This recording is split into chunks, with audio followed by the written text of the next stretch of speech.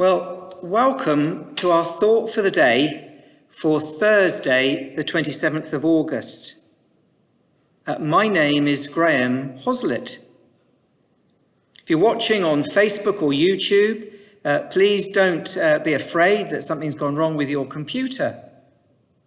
We're here in the dark at Westborough Church for a very simple reason. I'm going to light a candle and then we'll get on.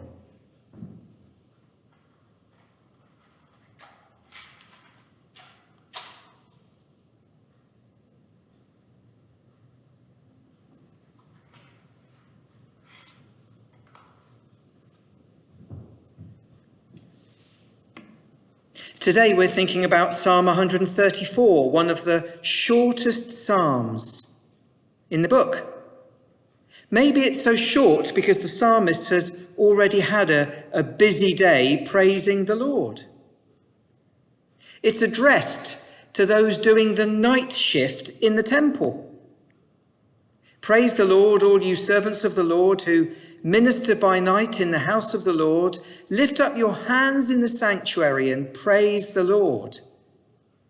And then verse 3 simply says, may the Lord bless you from Zion, he who is the maker of heaven and earth. I don't know if you have ever worked a night shift. Some people actually prefer working at night. I remember one of our neighbours saying that he preferred working at nights. He worked in a tyre factory on the production line, I think, mixing rubber. He liked coming home in the morning to a full English breakfast for his tea. But then having some of the day at least before going to bed, he said he liked having a good part of the day free to himself with the kids at school and his wife at work, doing just what he wanted. I asked him what he disliked most about working at nights.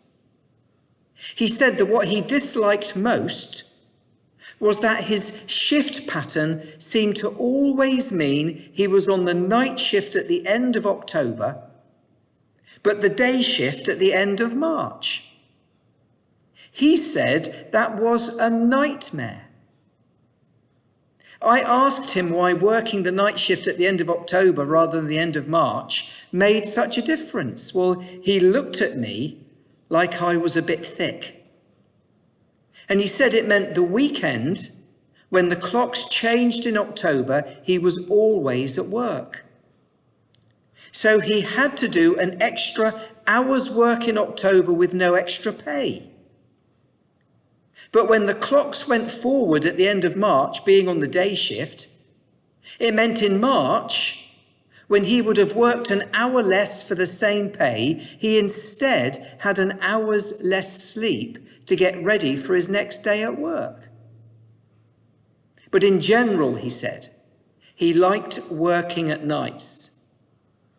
It meant he got to play during the day. The only time he didn't like working at nights was the last weekend of October. I wonder what it must have been like in the temple in Jerusalem at night, doing the night shift. Part of the duty of the priest in the temple was to make sure that the lamps stayed lit. The menorah, the 6-branched, 7-lamp lampstand that stood outside the curtain before the Ark of the Covenant. The lamps were not allowed to go out or dim from evening until morning. And in Leviticus 6, the fire on the altar was to burn continuously. Every morning the priest would add firewood and arrange the burnt offering on the fire and burn the fat of the fellowship offerings on it. The fire must be kept burning on the altar continuously. It must not go out. Presumably, part of the job of the priests in the temple at night was to keep an eye on the altar fire. How important that we play our part in taking responsibility, that we continue to keep the the lamps burning, that we continue to stay on fire with the Lord, for the Lord. The light shines in the darkness. How important that we keep the fire on the altar burning. But praise the Lord, all you servants of the Lord who minister by night in the house of the Lord. It might be stating the obvious, but one thing to note from Psalm 134 is that it wasn't always daytime in the house of the Lord. Sometimes the priests in the temple were in the temple at night. Maybe for you at the moment it seems that you are having to praise the Lord in the darkness rather than the light. But those priests whose lot fell to doing the night shift, well, they probably saw the temple in a very different light to most of the other Israelites. I wonder if some of the priests at least, whose lot fell to serving in the house of the Lord while the rest of Israel slept, I wonder if some of them at least preferred it. I remember some advice I was given once by a Pentecostal minister when I'd been in the ministry for just a year. He asked me how things were going in my ministry, and I poured out a little of my heart to him. But after listening, he quietly said, "Do you think I could give you some advice?" And I said, "Yes, of course you can." He said, "I think you have a problem with authority in your own pulpit, in your own building." He said, "God, not these people, has called you to serve him here in this place." He said, "It seems to me you are frightened of your own pulpit, frightened of your own people."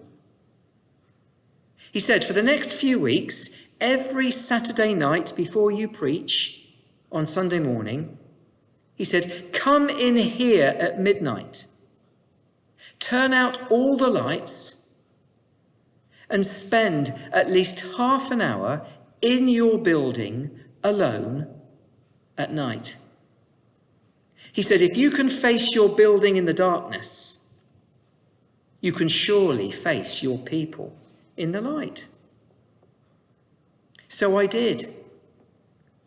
Whilst it was a bit scary at first, going into the church at midnight, turning out all the lights, I made sure I locked myself in first, mind. But whilst it was a bit scary at first, I realised that at night, alone in the church, I could be in the Lord's presence just as I wanted to be. No one else was there, no one else could see. I could spend time in prayer on my own, unseen by anyone else other than the Lord, just me and him. In ways that others would either not have understood or positively disapproved of, I could pray. There was real value standing by night alone in the house of the Lord. And I'd like to think it set me free. Anyway, I'm going to finish with a song. It's an old song. It was written some time ago. The words were written over 2,500 years ago. It is difficult with no lights on. Come, bless the Lord, all you servants of the Lord, who stand by night in the house of the Lord. Lift up your hands in the holy place. Come, bless the Lord. Come, bless the Lord. Come, bless the Lord, all you servants of the Lord, who stand by night in the house of the Lord. Lift up your hands in the holy place. Come, bless bless the Lord. Come bless the Lord. All you servants of the Lord, who stand by night in the house of the Lord, lift up your hands in the holy place. Come bless the Lord. Come bless the Lord. Whether to you it seems like it is dark, or whether to you it seems that it is light, come bless the Lord. Stand in his presence and bless the Lord.